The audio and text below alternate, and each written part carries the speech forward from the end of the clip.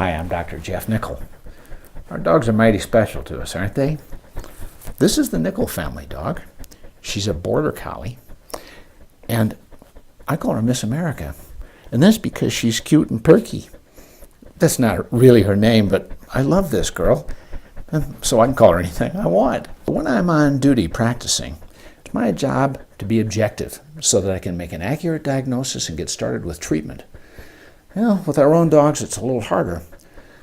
I'm going to start showing you right now how to do a physical exam at home so you can find the problems early.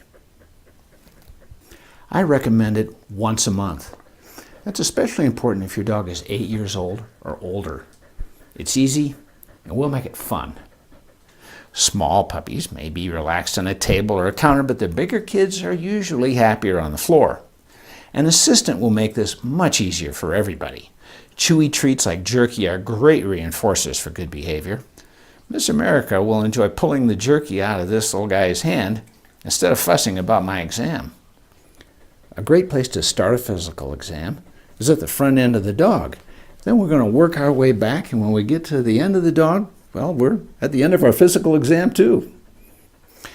You want to do a good eye exam? A pen light like this one works very well to very slowly move it towards her eyes and make sure there's no redness, no discharge, her pupils constrict normally.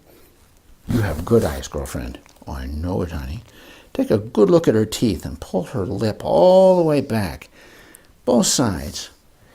Check inside, get a look at her tongue and the roof of her mouth. Are her gums good and pink? I like to push and make sure that they refill with blood quickly. You look quite beautiful, honey. Also, you want to check both ears.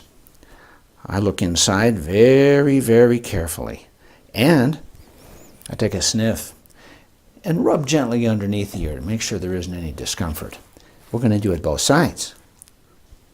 Very, very good. Lymph nodes are positioned under the lower jaw, back near the throat. They should be difficult or impossible to feel.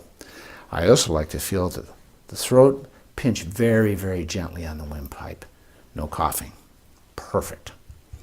Hydration status matters, and an easy and reliable way to determine that is to simply pick up the skin over a dog's shoulders and drop it back.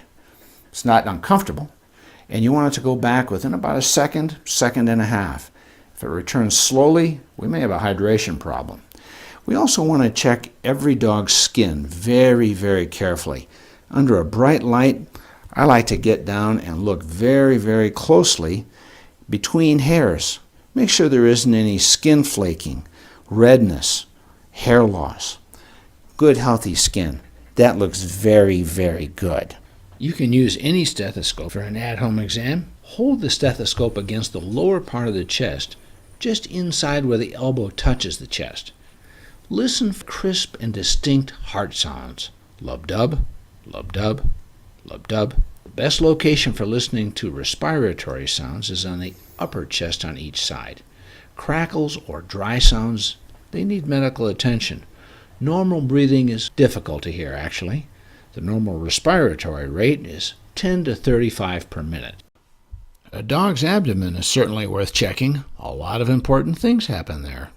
Using the flats of your fingers, you'll want to gently palpate, starting high on the abdomen, just behind the last ribs.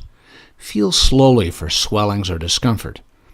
I then place my hands under the dog and, starting just behind the last ribs, move methodically back.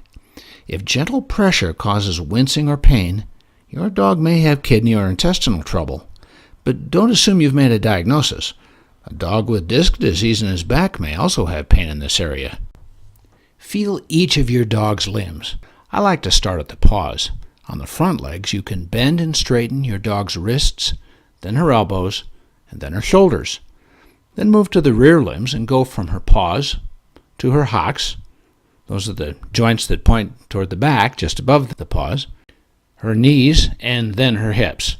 A little flex in her middle to lower back can also bring out hidden problems in that department. Tenderness anywhere may be an important red flag that your veterinarian needs to investigate. Finally, your dog's rear end can hold important secrets. Check the genitals and anus. Look for moisture, discharge, redness, or swelling. Extra treats are always a good idea when getting this personal. Reinforcers are important. Hey, why doesn't my doctor feed me while I'm getting examined? Maybe I'll send her this video. You'll want to gather all the information you can. Then, if you have concerns, call the veterinary clinic. Symptoms matter too. Keep a log of anything you notice. Changes in appetite are really important. And activity matters too. Dogs who don't feel well, they'll have less get up and go. You'll have to make a point of being observant. Is he sleeping more? Acting restless? Are her stools normal and regular? Has there been any vomiting, coughing, or sneezing? And never be concerned that your veterinarian may be too busy to hear about your concerns. It's our job to recognize the problems early so we can get treatment started in case there really is a problem.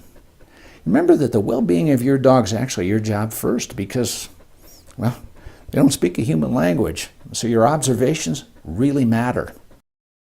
So thanks for watching. I hope this is helpful.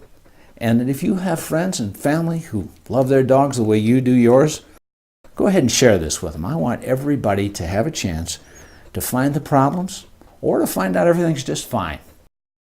I'm Dr. Jeff Nickel with Miss America.